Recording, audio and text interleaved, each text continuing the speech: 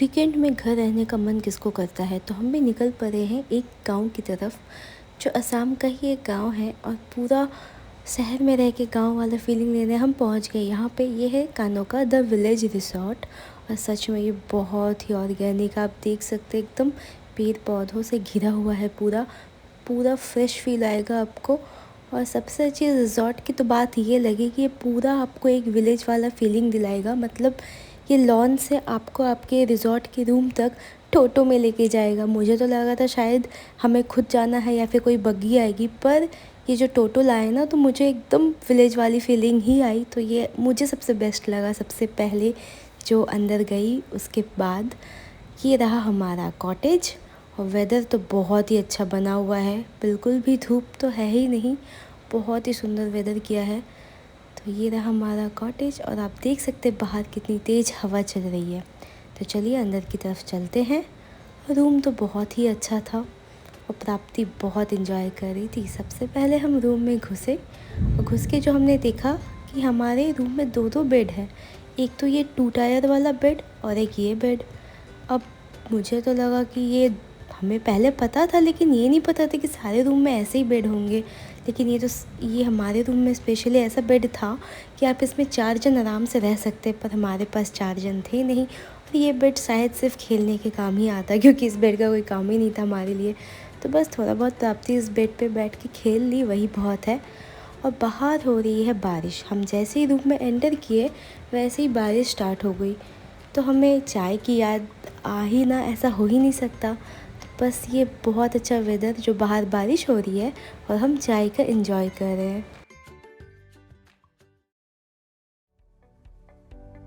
बारिश रुकते ही हम सारे रिज़ॉर्ट का टूर करने के लिए निकल पड़े। और यहाँ पे बहुत सारा एक्टिविटी सेक्शन था, प्लेइंग एरिया था, किड्स एरिया था। तो एक एक करके हम सारा एक्सप्लोर कर रहे थे। कुछ हम खेल रहे थे, कुछ प्राप्ति इंजॉय कर रही थी। ओवरऑल ये बहुत अच्छा टूर था, बहुत ही अच्छा एक शॉर्ट डे का ट्रिप था हमारे लिए।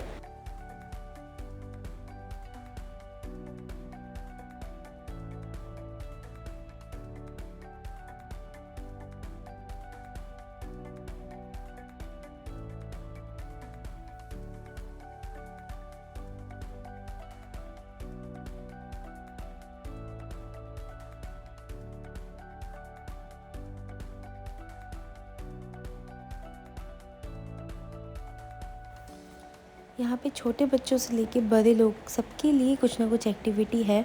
जो भी गुवाहाटी या आसाम के आसपास रहते हैं वो यहाँ 1 या 2 दिन के लिए आराम से आ सकते हैं। आई एम श्योर बहुत ही इन्जॉय होगा आप लोगों का। और सबसे बेस्ट बात जो मुझे यहाँ की रूम की लगी कि शायद यहाँ के किसी भी रूम में टीवी नहीं है। वाईफाई तो है बट कनेक्शन उतना अच्छा नहीं है। तो आपको एकदम जो नेटवर्किंग या फिर सोशल मीडिया, सोशल से आपको एकदम हटा के रखता है। एकदम ऑर्गेनिक वाला फ़ील आता है, क्योंकि इतने सारे एक्टिविटी है कि आपको टीवी या फ़ोन कुछ भी देखने का ज़रूरत ही नहीं पड़ेगा। तो ये 2 दिन बिना फ़ोन बिना टीवी के एक आराम से कटता है। और कितने सारे आप देख सकते हैं प्लेइंग एरिया है यहाँ। तो मुझे लगा ही नहीं था कि मैं एक बार में अंडर बॉल बास्केट कर दूँगी, पर हो गया लकीली। तो बहुत इन्जॉय कर रहे थे, बहुत खेल भी रहे थे।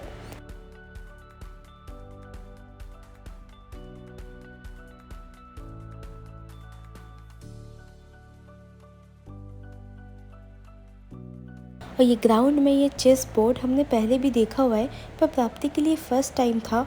और सबसे फ़नी तो ये था कि प्राप्ति ये चेस को शिवजी समझ रही थी, क्योंकि उसने ब्लैक और वाइट दोनों कलर का शिवलिंग देखा हुआ है। तो वो इसको मंदिर समझ रही थी। पहले तो यहाँ पे आना नहीं चाह रही थी चप्पल पहन के, फिर आई तो बस जब भी आई वो प्रणाम ही की।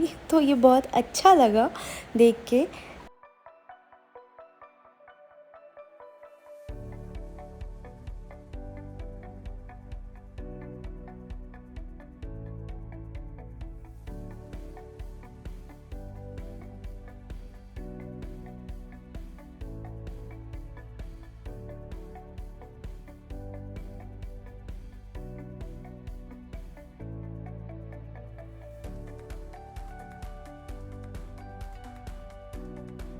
अब हम एक पोखर के दूसरे साइड आ चुके हैं। ये बीच में ये आपको पॉन्ड दिख रहा है, ये विलेज का उस साइड, जो कि रूम वगैरह सब है, प्लेइंग एरिया है। और इस साइड है एक्टिविटी एरिया।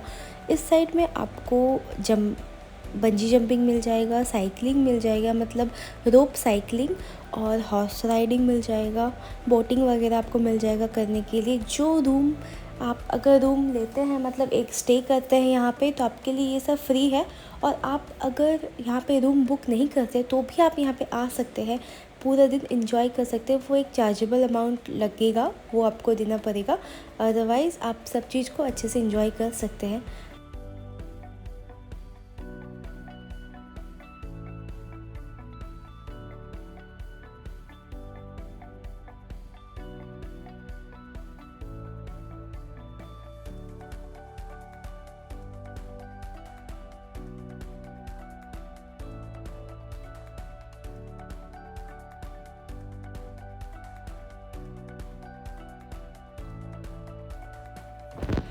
अब आती है प्राप्ति के हॉर्स राइडिंग की बारी।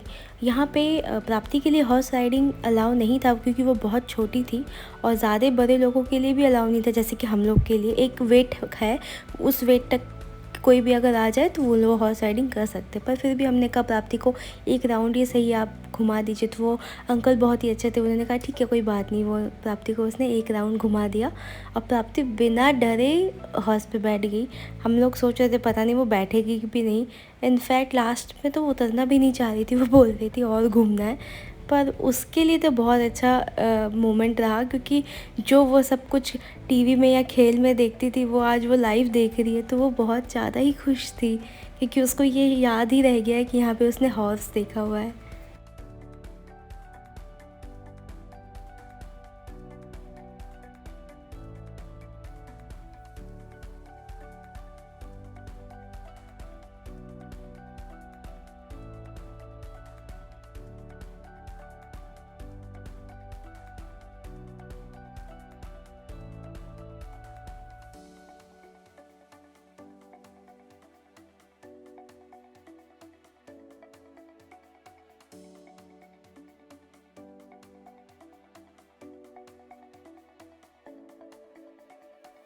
धीरे धीरे टाइम बीत रहा था और हमारा बोटिंग का टाइम भी आ गया। एक एक करके हमने सारे एक्सप्लोर कर ही लिए थे। बंजी जंपिंग मैंने बोल रही थी मेरे हस्बैंड को करने के लिए, पर वो डर भी रहे थे, करना भी चाह रहे थे, लेकिन फिर सोचा नहीं करते, रहने देते हैं। बाकी सब तो हो गया था, ये बोटिंग ही बचा था, तो ये हम बोटिंग भी कर रहे हैं यहाँ पे।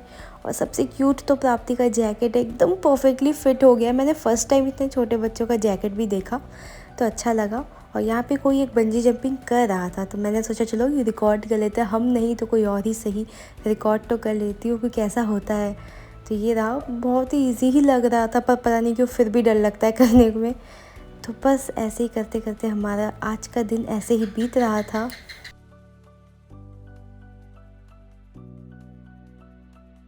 तो ये है नेक्स्ट डे हमारे जाने का टाइम। सुबह उठ के हमने ब्रेकफास्ट वगैरह करके थोड़ा बहुत इन्जॉय और कर लिया था, और अब चेकआउट करने का टाइम था। यहाँ पे चेक इन का टाइम 1 से 2 बजे के बीच है और चेकआउट 12 बजे। और यहाँ पे प्राप्ति सबको बाय कर रही थी, जो जो उसको रास्ते में दिख रहा था।